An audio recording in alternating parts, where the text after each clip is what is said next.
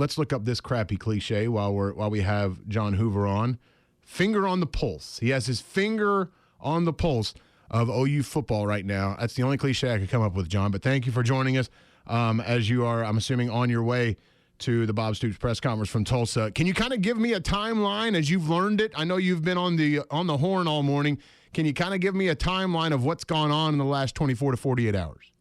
Oh, gosh, it sounds like, Bob Stoops took his little postseason vacation and then came back a couple days early and met with David Boren. And they talked about staff changes. They talked about the direction of the program. And this is nothing new. This is something that they do after every year, after every season. And I'm told that they obviously talk frequently, is the word that I was told. So, there were some changes discussed. I've been told by other sources that Josh Heupel, Bob went to Boren to specifically discuss the Josh Heupel situation, meaning, the relation that he has through marriage by his sister to David Boren's son. So Bob wanted to clear the air, is what I was told, with Boren about whether Josh Heupel was an obstacle. Firing him would be an obstacle, or moving in another direction would somehow hinder him.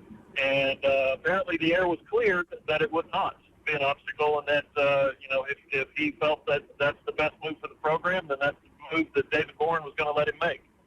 And we find out today that that's what took place. Now, yesterday it leaked out that Jay Norvell had been fired. I guess that was Sunday, actually. And so, the two, you put the two things together, and I come to the conclusion that Josh wasn't fired this morning, is the way it was phrased to me.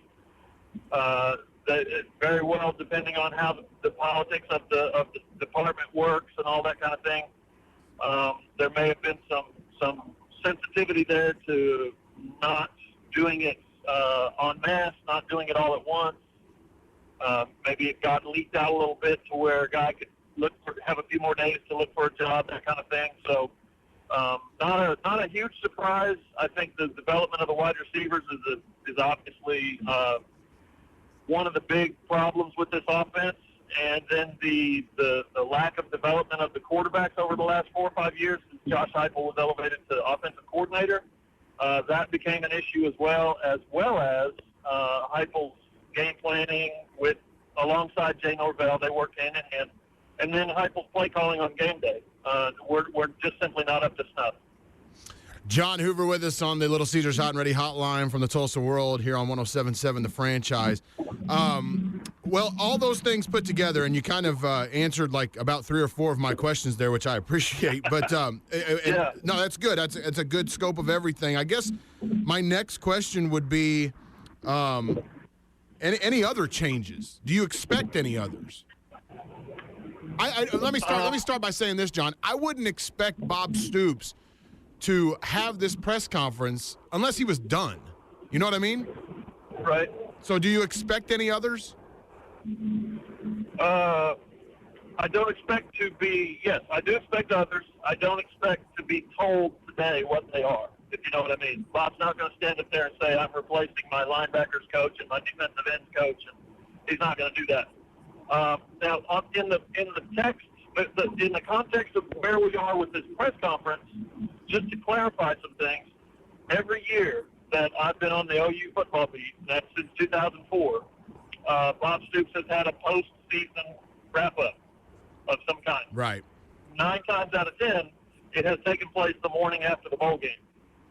The 2 times that I recall that he did not do it the morning after the bowl game was when they got the brains beat out in the Fiesta Bowl by West Virginia, and when they got the brains beat out by Texas A&M in the Cotton Bowl, and now the 3rd time is when they got the brains beat out by Clemson in the Russell Athletic Bowl. So this is absolutely standard operating procedure. When he doesn't meet with the media, and I mean by media, I mean just Oklahoma media, I mean just the beat writers and the local TV and radio guys who are there at his Monday pressers.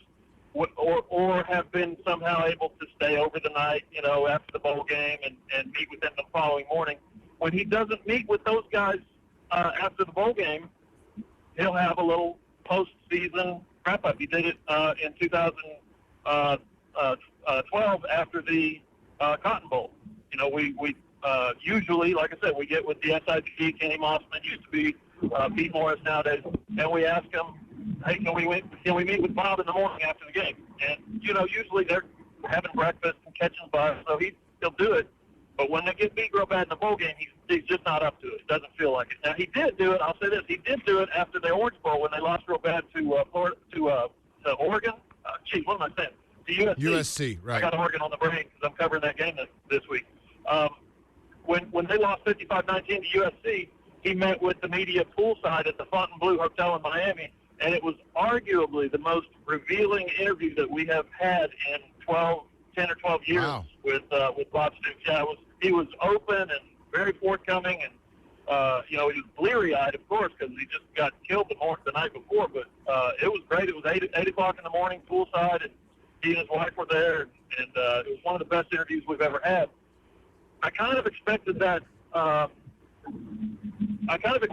Sometime this week, where he has some chance to get his feet back under him and get his energy back, because it's a long season, and he just decided that today was the day that they're going to meet with the media. And also the scope of this thing, let's not forget, Oklahoma football has the entire property has changed in the past 2 years.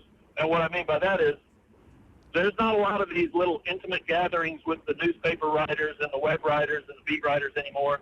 They put these things on TV because they can sell it advertising-wise. They can sell it Sooner Sports TV. So it's a big production now, whereas it used to be a little, I want to tell you guys about the season and reveal some things to you. Now it's about, hey, let's get this thing on TV and have Stoops stand up there and talk about the season. Yeah, you hate that. You totally hate that, don't you? Well, no, I don't mind that. Well, yeah, you do. You don't sit by the pool anymore and do reports. That's not fun. Yeah, no, there's no question about that. We would like a smaller crowd around him because he's just much more talkative and much more open about things. Right. But the more TV cameras are on him, the more defensive he gets and the more guarded he gets. So I'd like to see him maybe let his guard down a little bit, but I don't think that's going to happen today. John Hoover with us. So what other changes do you expect? The rumors that are out there, and I think everybody probably knows them. I think they're probably spot on. I really do. Bobby Jack Wright will probably be moved imminently to operations, from defensive end coach, where he can be more in charge of recruiting and meeting with recruits and operations inside the football offices. I don't know what that does to Merv Johnson. Hopefully Merv gets to stay on the broadcast a little longer. I don't know, because that currently is Merv's title. Right. But I expect Tim Kish to be probably moved. I do think that Mike Stoops is actively looking for other opportunities. As we know, he was interviewed for the job at LSU. They went another direction. But that wouldn't surprise me if Mike were to leave. And I think that's more of a good soldier falling on his sword kind of thing, knowing that this whole thing, getting back with Bob, getting back with my big brother isn't working, so I'm going to go find a job somewhere else and let him, kind of have the staff that he wants to have without all the speculation and scrutiny that goes into it. And then, something that surprised me this year was when Oklahoma went for a punt block against Kansas State, and the following, K-State continued the drive. They got the first down and continued the drive because of the roughing the punter penalty, and went down and scored a decisive touchdown. Was that Baylor? I think that was Baylor. Yeah. Baylor. Yeah, it was Baylor, right. So the following Monday, Stoops comes out and says, our special teams coach, Jay Boulware, misunderstood my signal for a punt return, and he went for a punt block and landed up, and I thought to myself, wow, he just threw one of his coaches by name under the bus. Right. I remember. And so So I would not be surprised to see that happen. There's also been speculation that Boulware would be a candidate at Texas and that kind of thing. So that's definitely a possibility. I think there's 3 guys on this staff who are safe: Beatonbow, Gundy, and Montgomery. Now I wouldn't call it cryptic, but you did kind of throw out Mangino's name in a tweet this morning. What do you got there? Come on, spill it. What do you got? Well, we know for a fact, and Bob Stoops confirmed this, that he wanted to hire Mark Mangino 2 years ago when he ended up hiring Bill Beatonbow and ended up replacing Patton and Bruce Kittle. He wanted to bring his old friend Mark Mangino back. That was not a surprise at the time. It was not a surprise to learn that, and it wouldn't be a surprise today if, in the next few days, it was revealed that part of his, kind of high-level meeting with David Boren yesterday, Boren is the one who quashed the Mark Mangino return in the first place. He said, no, you're not bringing him back here. He's toxic. The way he went out of Kansas is toxic. We're not going to have that here at Oklahoma. 2 years later, here we sit. Stoops and Boren have had a high-level meeting. The axe starts falling. The offensive coordinator's gone. I believe that he went to David Boren. I believe that Stoops went to David Boren and very likely could have asked, hey, if we're going to do this, if you're going to let me move in another direction other than Josh Heupel, can I please bring my man Mark Mangino back, and let's get some toughness back in this program. I think that's a possibility. I'm told by a source today that he doesn't see that happening. He's real close to the program, but at the same time, I think it's a possibility. Okay, with that as a backdrop, John Hoover with us, by the way, who is driving, and so we're taking up as much time of his driving time as absolutely possible and just wasting it, really. He joins us in the Little Caesars Hot and Ready hotline, but we appreciate you doing so, obviously, John. With the Mangino thing as kind of a backdrop, he may or may not, come to Oklahoma. That is so. Okay. How about this offense going forward? What do you expect? What kind of offense do you expect a new coordinator to bring in? Or what kind of offense do you expect Bob Stoops to bring in and coordinator, as it were? Good question. I think that we will see a return to more traditional of what we saw in 2004. That offense back in 2004 was really, really good. Jason White coming off the Heisman, Adrian Peterson, 1,900 yards. Both guys were at the Heisman ceremony in 2004. So I think what Bob wants to do, what his dream offense is to have a strong-arm quarterback who can stand back there and sling it around for 300, 400 yards a game, and have a tailback, not some little, eye back, but I'm talking like a Samaje Perine, got big guy stand back there behind the fullback and smash forward for yards. I think that is his dream offense. If he could get a tight end in there, if he can maybe bring a slot receiver in to confuse things a little bit, I think that's where they're going to go. The spread offense that worked so well produced so many big numbers under Kevin Wilson. Listen, I don't think you can recapture that. I don't think you can recapture the number one overall draft pick and the Dallas Cowboys all-time single-season rushing record holder and, a number 4 overall pick in Trent Williams. I don't think you can recapture that. Oh, and Kevin Wilson, the Royals Award winner. I don't think that Oklahoma is going to mess around with that super spread that they used in 08. And it's clear that they're not any good at and don't want to commit to running the quarterback, the zone read, the read option. So I think they're going to go back to more of a traditional tailback, I formation, tight end if you can get him, 300-yard-a-game passer. All right, 2 questions left. Number one, how long were the legs to this Mike Stoops to LSU story? Was there any real chance ever?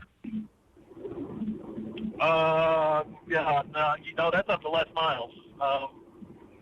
Doubtful, really, honestly doubtful that I do think that Mike explored it. I'm pretty sure, in fact, that Mike explored it, looked around, and he will continue to do so. As for Les, mean, obviously I'm not going to speak for Les, but I don't. My suspicion is that Les was never really that high, that high on hiring a Stoops brother. That this may be a favor. This may have been a favor. Yeah, may have been a favor. Stoops I shouldn't say let.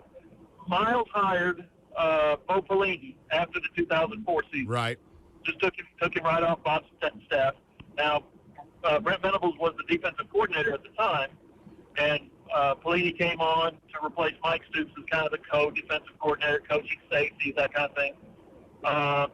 But when they left, when he left for LSU, it was pretty much, it was almost a lateral move. It was a slightly upward move to go from Oklahoma to LSU, co-defensive coordinator to defensive coordinator. So I'm wondering if maybe Bob wasn't like calling in a favor to Les. Hey, you took my defensive coordinator at 04. Can you get my brother an interview? Maybe something like that. Yeah. And my last one, what do you want to ask today? Is there something that is there something that I'm missing? Basically, this is just to cover my ass. Here I am asking you all these questions, and I might be missing something. What do you want to learn from Bob Stoops today that you haven't already? Zach McCrite, that is trade secrets. Oh, come on, Hoover! Come on! Spill it, we got to preserve. It's like the Heisman ceremony. We got to preserve the suspense. We got to preserve the ratings on TV and all that stuff. You want to blindside him. That's what you're ready for, the blindside. I know how you work, Hoover. You're going. Sometimes Stoops doesn't see that right hook. That's what happens. He doesn't. Let's just say I got a couple of questions ready to go. I appreciate it, Hoover. Good talking to you. All right, Zach. Thanks, buddy.